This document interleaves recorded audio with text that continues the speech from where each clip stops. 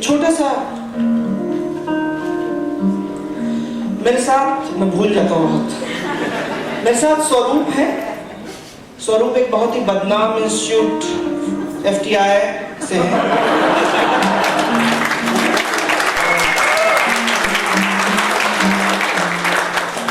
उड़ीसा से आते हैं, दक्षिणी उड़ीसा से इनका वास्ता है। और इन जो भी लिखाई है, कविताएं हैं, जो भी है, उनका जो म्यूजिकल इंटरप्रिटेशन है वो सब इनका है।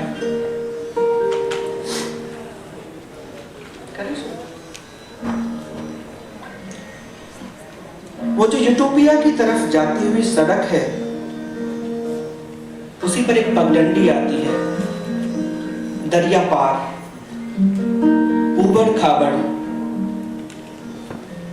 वहीं पर बहुत गहरे नीचे उतरने पर कहीं मिलता है मजनू का टीला, खाना बदोश रूह वाले मुहाजिरों की सराय। मुहाजिर तो हैं हम सब, किसी शहर, किसी देश, किसी दुनिया में। दरअसल हमारा ठिकाना तो कहीं और है। एक लंबे रास्ते बाद मेरी राह में यह टीला मिला, जहां रुक कर मैं खुद से बात कर सकूं। बीते हुए रास्ते, भूलते हुए चेहरे, एक पुरानी अटकी हुई धुन, बंधती टूटती बंधती उम्मीद के हवाले से भरपूर मोहब्बत के साथ पहली बार आप लोगों के लिए मजनू का टीला, इसके फर्स्ट परफॉर्मेंस या जो भी है इसके लिए यहीं पे होगा। उम्मीद नहीं थी, पर थैंक यू।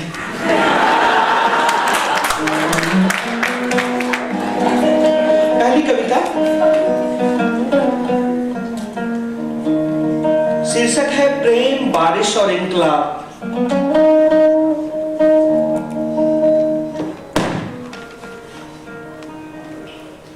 आ रही है।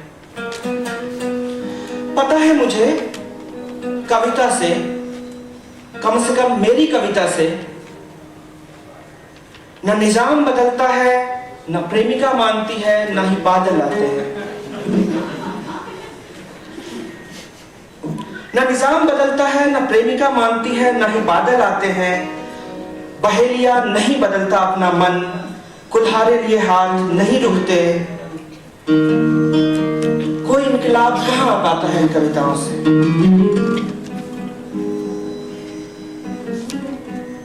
फिर भी खुद को जिंदा रखने के लिए, कम से कम जिंदा दिखने के लिए लिखता हूं कुछ, कि क्या पता अगर जिंदा रह गया तो प्रेम, बारिश और इनकलाब सब आ जाए किसी दिन।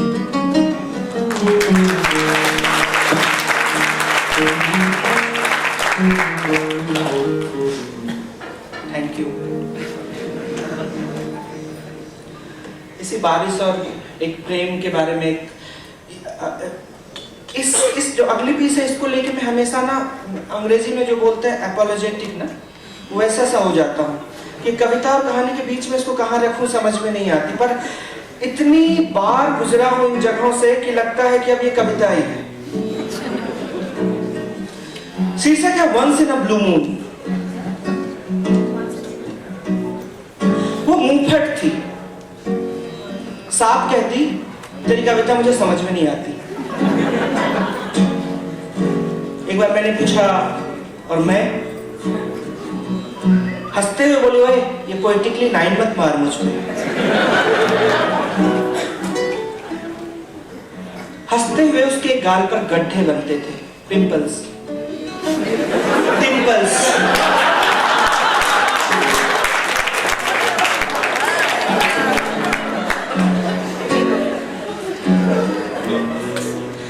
कभी कभी जब उसके मन में खुराफात आता तो पूछती, दूसरे गाल पे भी बनाऊं?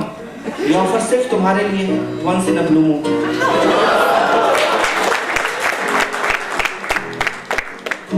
ये बातें वो अक्सर दोपहरों में करती, बरसों बरिस्ता पे या उसके आसपास।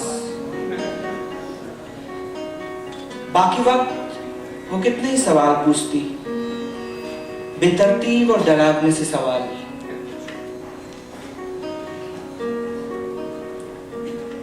अच्छी दोस्त थी, फिर 1 दिसंबर हमने बातचीत बंद कर दी, पता नहीं क्यों। ना उसने पूछा, न मैंने जानने की कोशिश की। ज्यादा सोचा भी नहीं कभी।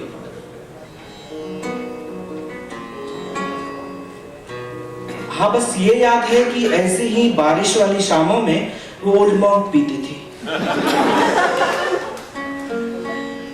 घूंट घूंट, समंदर पे खुलते अपने फ्रेंच विंडो पे बैठे। और कभी कभी जो उसका मन आता तो ये गाना गुनगुनाती थी।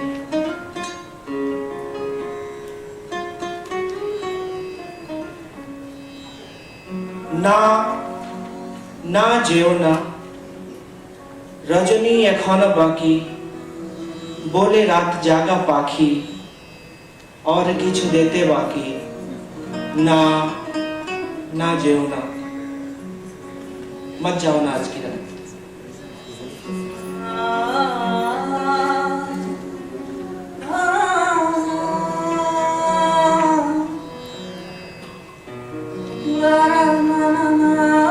पता नहीं किसके लिए गाती थी, मैं कभी ये भी नहीं पूछ पाया।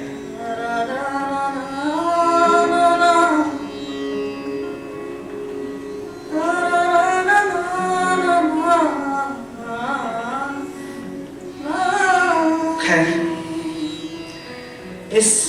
इस पीस में जो वर्सोवा बीच है, वो जिस समंदर पे उसकी फ्रेंच विंडो खुलती थी, वो समंदर अरेबियन सी है, अरब सागर।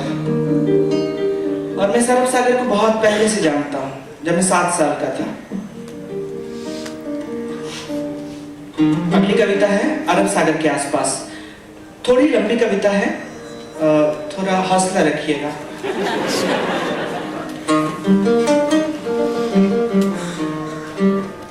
अब गिटार आवाज कम या ज्यादा तो नहीं है, मतलब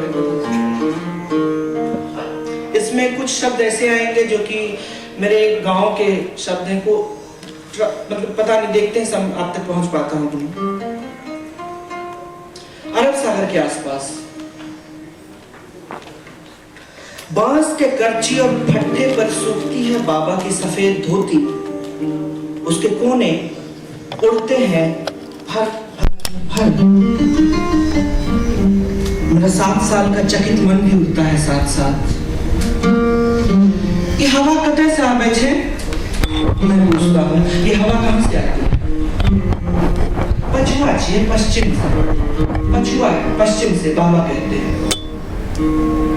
वहां कहां से?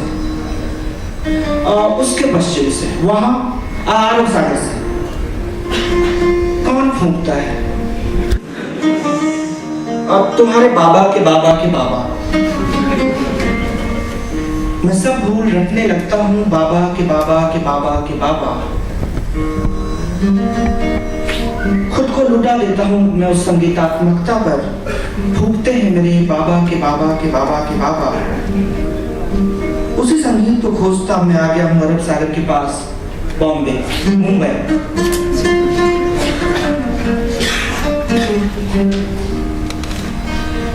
वर्सोवा वो इलाका जहाँ पे मैं रहता हूँ, वहाँ पे बहुत पथरीला सा समंदर है। वहाँ पे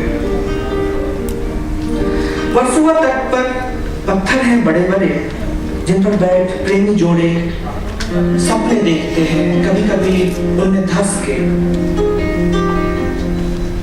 पर उससे कहीं ज्यादा पत्थर बाहर सड़कों पर हैं, लोगों के हाथों में और सीनों में भी। और जब तक कि वक्त बदल न जाए, वो हिंदू लड़की बुर्का डाल मिलती रहेगी अपने उत्तर भारतीय हिंदू प्रेमी से।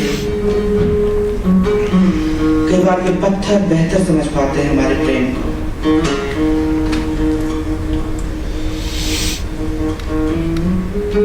इस उत्तर आधुनिक तटीय शहर, उत्तर आधुनिक मतलब पोस्ट मॉडर्निस्ट और प्राग ऐतिहासिक मतलब प्री हिस्टोरिक। तो जब से इतिहास लिखना शुरू किया हमने उससे पहले की चीज। मतलब ये शहर समझ लीजिए कि पोस्ट मॉडर्निस्ट और मैं प्रागैतिहासिक। इस उत्तर आधुनिक तटीय शहर और प्रागैतिहासिक समुद्र के बीच बढ़ता हूं मैं बार बार वर्सोवा के तट पर। वहां बैठ लगता है एक छोटे से जहाज या नाव से बहुत पहले के खोए हुए मेरे चरवाहे पुरखे लौट आएंगे किसी दिन अपने साथ भेड़ बकरियां लेकर, अपने साथ पर्शिया और इजिप्ट से संकर नस्ल के कई पौधे और बीज लेकर, और गले लगाकर कहेंगे मुझसे, हाँ मैं भी भूखता था, मैं तेरे बाबा का बाबा और उजागर करेंगे कई नए विचार, मनगढ़ंत बातें, परिकल्पनाएं कि राजवंती को शर्माते देख उन्हें मजा नहीं आता, कि जिंदा मछलियों के शरीर में कांटे पहले से नहीं होती, वो कांटे उगाती है अपने आत्मरक्षा के लिए।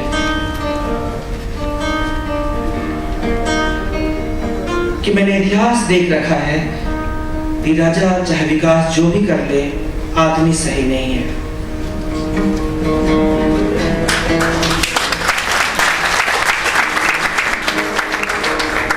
उन्होंने इतिहास देख रखा है पर उन्हें ताज्जुब है कि उनके पुरखों का नाम कहीं नहीं है इतिहास में,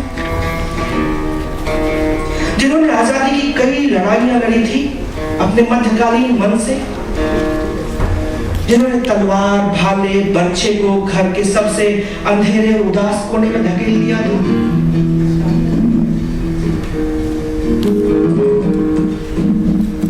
वो पुरखे जिन्होंने खून नहीं बहाया था बेवजह, जिन्होंने पानी बचाया, पेड़ लगाया, फसलें उगाई, वो पुरखे जो 4 ब्याह और 12 बच्चों के युग में एक ही लड़की से प्रेम करते रहे ताउम्र, वो पुरखे जो अपने बच्चों के सवालों से उकताते नहीं थे, जो तारे देखकर बारिश बताते थे, वो जो मिर्च, नई शराब के नुस्खे और हारमोनियम लाए थे यहाँ किसी दूर देश से, उनका नाम कहीं नहीं है इतिहास में। वो मुझसे पूछते हैं, मैं उनमें से किसी को नहीं जानता।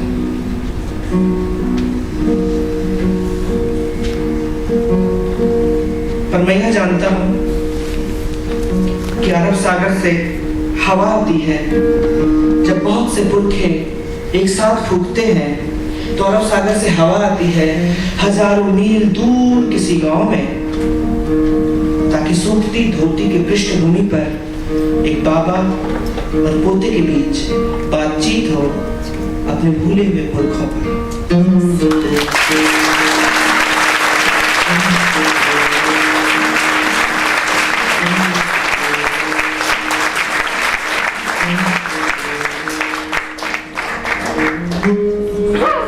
लंबी तारीख अक्सर संकेत ये होता है कि अब खत्म हो गया है।